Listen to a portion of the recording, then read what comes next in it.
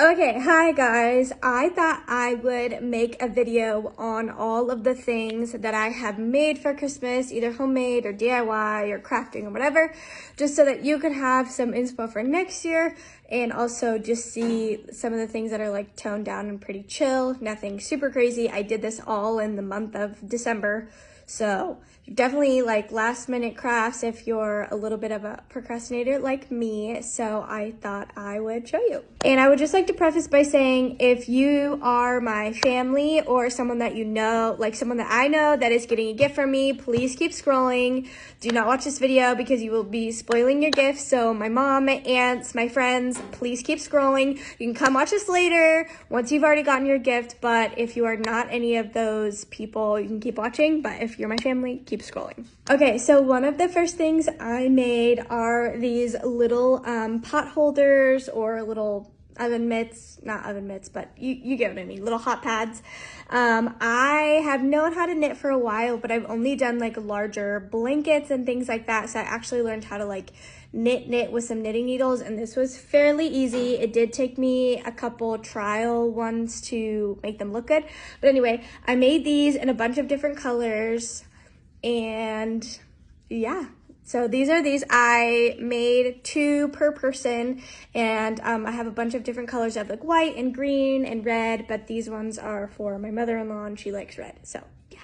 Okay, next, I made these little homemade caramels from one of the recipes here, and I got some wax paper from Amazon, and I just made like a huge sheet of them, and they made a ton, and I put them in little mason jars, and then I just got some really cute like vintage fabric from like Joann's and just cut them and put them on the top. I think these are super cute. They add some green, and I love just kind of like the nostalgia of them. They have like really cute Christmas trees on them. So yeah, I made homemade caramels. I have maybe like 10 of these little jars, and they have like, I would say 7 to 10 pieces in them. They're very what's the word I'm looking for? Oh, very rich. So yeah, anyway, I made homemade caramels, and these were for my sisters-in-law because one of the gifts that I made, it was for your last name. So I made these for my sisters-in-law because eventually their last names are going to change and it's not going to be the same, and I thought it would just be really special to do this. So what I did was I thrifted some vintage hankies, and then I embroidered their first and last name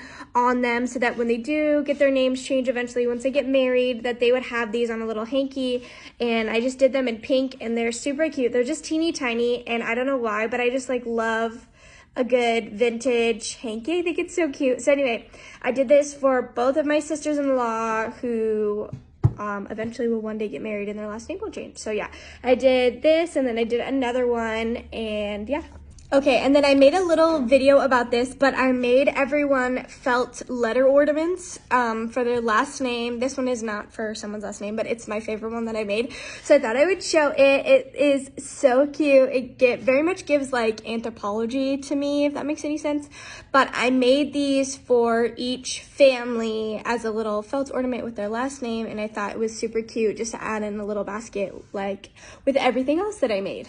And then I also made homemade vanilla. This one is not dark yet because I was a little bit of a procrastinator. So if you decide to make homemade vanilla, please do it ahead of time because I am cutting it close. But I made everyone homemade vanilla in these cute little jars. And then I also made a little label on Canva that says vanilla extract from me and my husband and our last name. So I just thought it was a very cute, simple little touch that you can do. And then hopefully, you know, by the time they actually need them, they'll be ready. You need to like let them sit for like a month, but anywhere from like a month to 3 months. So anyway, if you make them in advance. You shouldn't procrastinate like me. But anyway, I made homemade vanilla. It was very inexpensive. I got the jars from Amazon, and then organic vanilla and vodka, and that was it. And then lastly, this one is for my mom, but I just thought this would be such a great idea for anyone that collects things. I don't know if anyone else's moms like collect specific things, but my mom has always collected snowmen, and they're very like vintage snowmen. So I was determined to not only get her a vintage snowman related thing, but like one that matched with all of the other ones that she has. So I went out thrifting and I found the cutest little vintage snowman, and this is like very similar to like like what all of her other ones look like. It is an ornament, but I thought it would be cute to go with her other ones.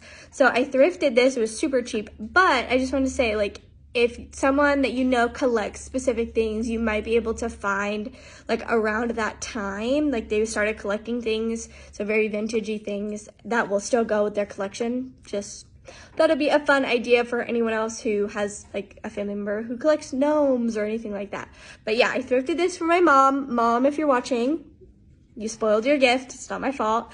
And yeah, that's just some of the fun little things that I either thrifted or DIY'd this Christmas.